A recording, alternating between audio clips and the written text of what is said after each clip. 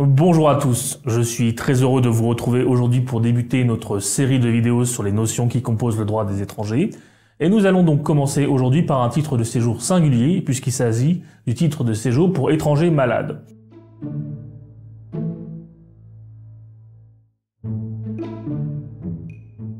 La maladie est un motif humanitaire qui permet de séjourner sur le sol français. Il est prévu par le Code de l'entrée et du séjour des étrangers et du droit d'asile un titre de séjour, une carte de séjour temporaire valable 1 an pour l'étranger malade. Quels sont les motifs pour se voir délivrer un tel titre de séjour? Le premier est celui d'être malade, c'est-à-dire il va falloir prouver la réalité de votre pathologie. Le second, il va falloir prouver l'impossibilité d'être soigné dans votre pays d'origine. Que signifie ne pas pouvoir être soigné dans son pays d'origine? Cela regroupe plusieurs hypothèses. La première, l'absence de traitement dans votre pays d'origine. Certains pays, malheureusement, ne disposent pas d'un système de santé leur permettant d'avoir un accès effectif aux soins. Le second, une insuffisance géographique. Le traitement peut exister dans votre pays, mais il est concentré par exemple autour de la capitale et dans la mesure où vous venez de province, vous ne pouvez avoir accès effectivement à ce soin. La troisième est un système de santé défaillant. Cela signifie que le traitement existe dans votre pays, mais il est beaucoup trop cher et inaccessible dans les faits. Prenons un pays que j'adore, la Côte d'Ivoire, un pays immense où des médecins de renom exercent. Il est vrai que l'accès aux soins en Côte d'Ivoire est très difficile. On pense malheureusement au SIDAïque, dont le traitement anti-VIH existe en Côte d'Ivoire, mais dont l'accès relève du parcours du combattant. La jurisprudence a pu admettre qu'un Ivoirien porteur du sida peut demeurer sur le sol français le temps de sa rémission.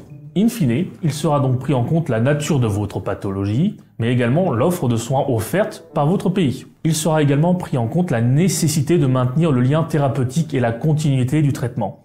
Si votre pathologie vous autorise à interrompre un tant soit peu votre traitement, vous n'êtes pas éligible à vous voir délivrer une telle carte de séjour temporaire. Concernant la procédure, c'est au préfet que reviendra la décision finale, après l'avis d'un collège de 3 médecins qui vous examinera pour déterminer la nature et la véracité de votre pathologie, mais également sa gravité.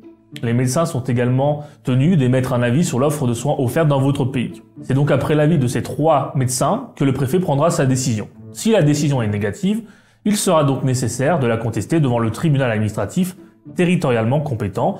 Et là, je vous expliquerai, mais ce sera le cabinet Exilei Avocat, notre partenaire, qui réalisera ce recours contentieux. On peut se demander à présent comment le groupe Aide peut vous aider à avoir un titre de séjour médical, puisqu'il est vrai qu'une maladie répond à des critères objectifs. Nous sommes malades ou nous ne le sommes pas. Il faut savoir que le groupe Aide dispose d'une connaissance parfaite des systèmes de santé étrangers. Il va donc, à l'appui de votre demande, démontrer que vous remplissez les conditions pour la délivrance d'un tel titre de séjour et éviter ainsi un préfet qui pourrait être un peu réticent. Cette vidéo arrive à son terme. N'hésitez pas à nous laisser des commentaires si vous avez des questions, des remarques. Nous y répondrons avec un grand plaisir. Et je vous retrouve la semaine prochaine pour parler d'une autre notion, le regroupement familial. Je vous remercie et à très bientôt.